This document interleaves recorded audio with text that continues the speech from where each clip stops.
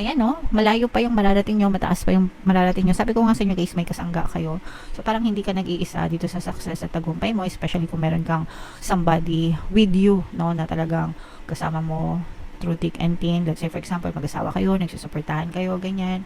Or magulang mo, parents mo, ganyan, or best friend mo, or whomever, mga kapiksi. Pero hindi ka nag-iisa sa journey mo, and malayo pa, mataas pa yung mararating nyo sa buhay.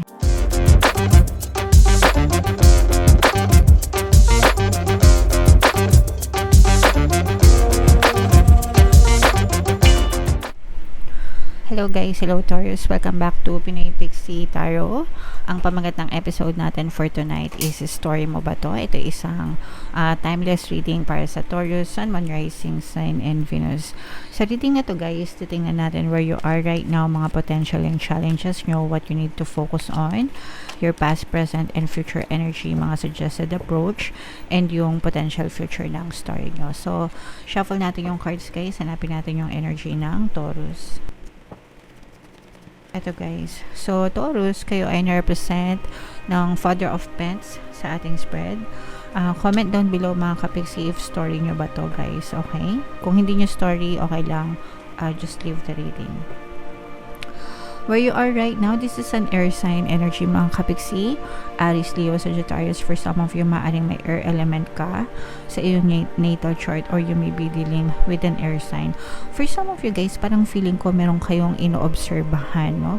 Pwedeng inoobserbahan na isang tao, isang sitwasyon sa buhay nyo mga kapiksi, and parang pinoprotektahan nyo yung sarili nyo against this person mga kapiksi, or against this situation. So kumbaga parang guard, no, 'di ba? Parang guardia ka, ganyan, guardia sibil ng sarili mong buhay, okay? Pero parang meron kang minamanmanan, meron kang inoobserbahan or something mga kapiksi.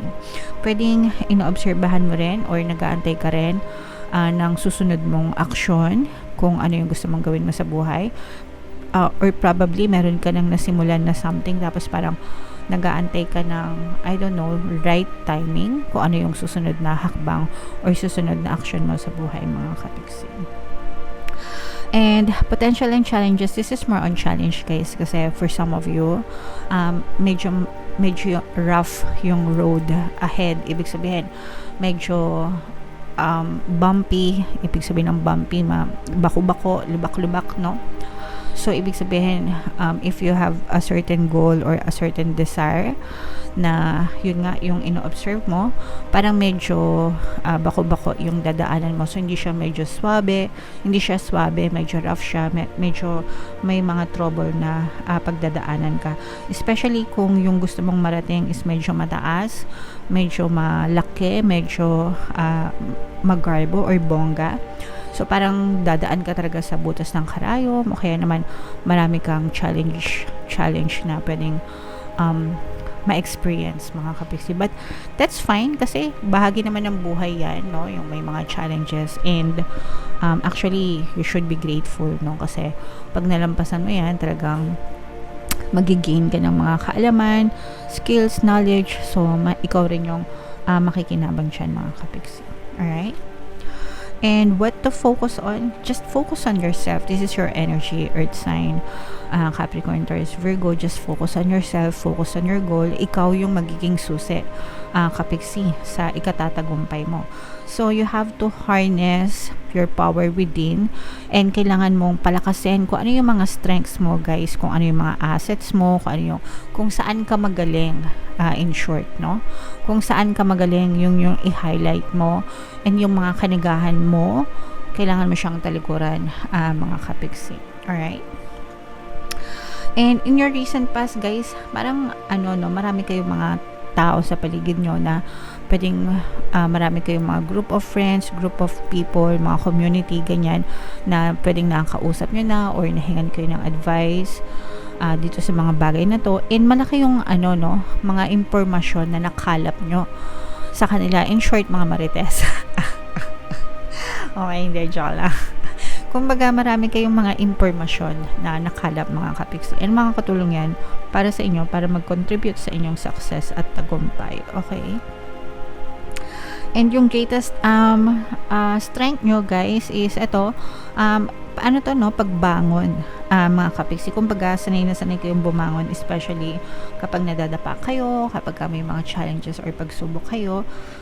Hindi kayo basta-basta sumusuko, mga kapiksi, and you stand back up every time na nagfe-fail kayo, or every time na hindi kayo kumbaga hindi nyo na may meet yung expected result nyo, mga kapiksi. So palagi lang kayong nabubuhayan ng loob, okay? And strength nyo yan, kasi ibig sabihin hindi kayo madaling panghinaan ng loob, mga kapiksi. Hindi kayo basta-basta sumusuko, okay? And sa buhay natin, kailangan talaga natin yan, okay? And in the near future, mga kapiksi, talagang we can say na magtatagumpay kayo, and matayog yung mararating nyo, at saka magiging malalim yung ugat nitong, or pundasyon, no?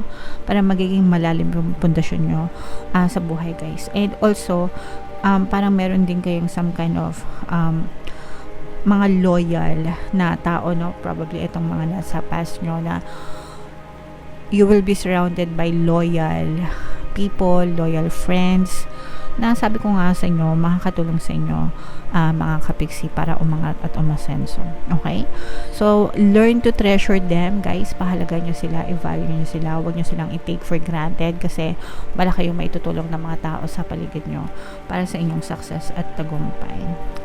And suggested approach, guys, kailangan nyo talagang magtiyaga, no? Pag may tiyaga, may nilaga, mga kapiksi. So wag kayo masyadong magmadali, guys. Just persist, persevere, and be consistent. Yun naman talaga yung kailangan natin, yung magtiyaga, magsikap, di ba? And always look at the brighter side of things, di ba?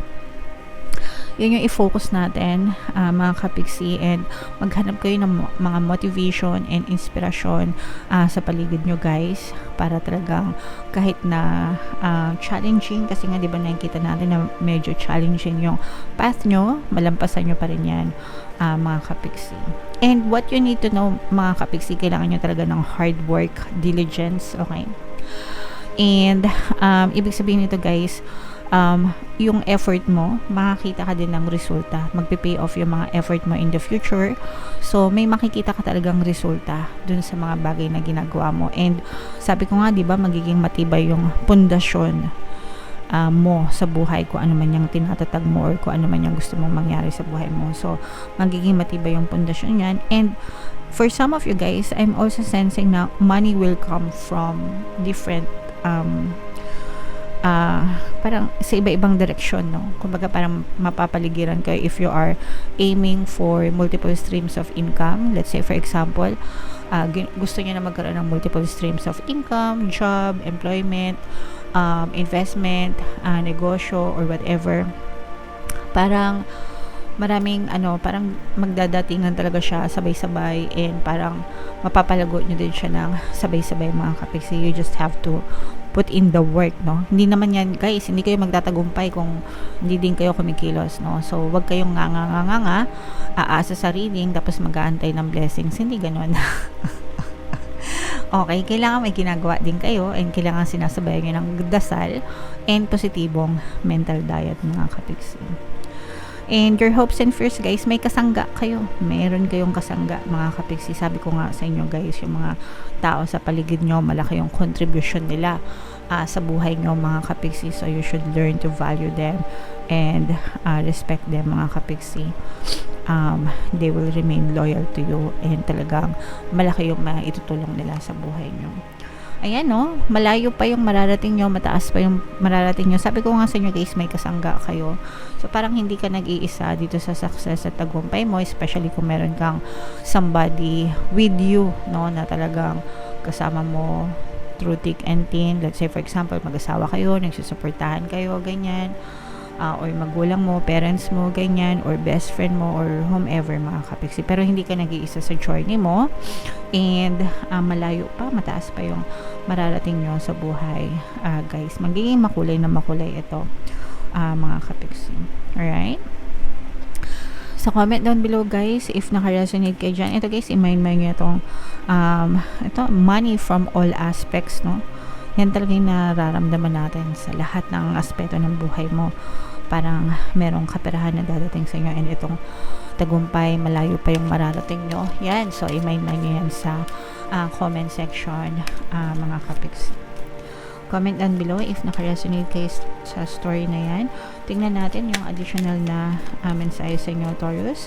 Shuffle natin to, guys, and habang sinashuffle natin to, panoorin nyo muna yung video natin regarding sa ating paano mag-manifest ng abundance video course. Kapiksi, sawa ka na ba sa mga struggles at hirap sa buhay mo? Masipag ka ba at masikap sa buhay ngunit hindi ka pa rin umaasenso? Ilang beses ka na bang nag-attempt mag-negosyo at mag-invest pero palagi ka pa rin nalulugi? Sa pagkakataon na ito ay maaaring may subconscious beliefs ka na nagiging balakid sa iyong pag-unlad at pagyaman. Introducing, paano mag-manifest ng abundance video course. Dito ay matututunan mo ma-overcome ang mga balakid mo para tuluyan ka ng umunlad, umasenso, sumagana, maging matagumpay, successful at maswerte sa iyong kabuhayan, pera, trabaho, negosyo sa lapi at kaperahan ng bonggang-bongga. Dali, mag-send na ng email sa pinoypixie@gmail.com at simulan na ang iyong pagyaman ngayon. Alright, so sa lahat ng gusto mag-avail ng course, guys, meron tayong promo, Christmas promo, holiday promo ngayong December, guys, super ganda. Magbibigay tayo ng 15% na discount, plus meron pa kayong free 3-in-1 pampaswerte sa subliminal, sa pampaswerte sa buhay, sa pera at saka sa love life, worth 1,500 yung freebie alone, mga kapiksi. Kaya mag-avail na kayo, sobrang laki ng discount, guys. And meron din tayong bagong course, last promo na natin to for 2024, no? 20% discount, paano mawala ang third party at magkaroon ng harmonious na relationship. I-avail nyo na, guys, habang may discount. Next year, wala na tayong discount dyan. So, eto, Taurus, yung ating message para sa inyo. So, beloved one, sa mga kapiksi natin na nagkakaroon ng problema sa mga relationship, guys, your spirit guides are helping you to overcome yung mga problema nyo sa relationship. And para makita na rin sa mga single na mga kapiksi natin, no, tinutulungan din kayo ng inyong mga guides para ma-meet nyo na ang the one para sa inyo pagdating sa romantic relationship, okay, or soulmate relationship, mga kapiksi. And ito, guys, na ito talaga na ayon sa inyo, overcoming difficulties, mga kapiksi. Malalampasan yung mga problema kasi nakikita nga natin, no, na very challenging itong path or journey nyo. So, wag kayong mag-alala, guys, kasi ma-overcome nyo yung mga difficulties na yan, basta palagi lang kayong magdasal, mga kapiksi. And if ever man na nagkakaroon kayo ng mga problema right now, guys, no, wag kayong mag-alala kasi malalampasan nyo rin yan.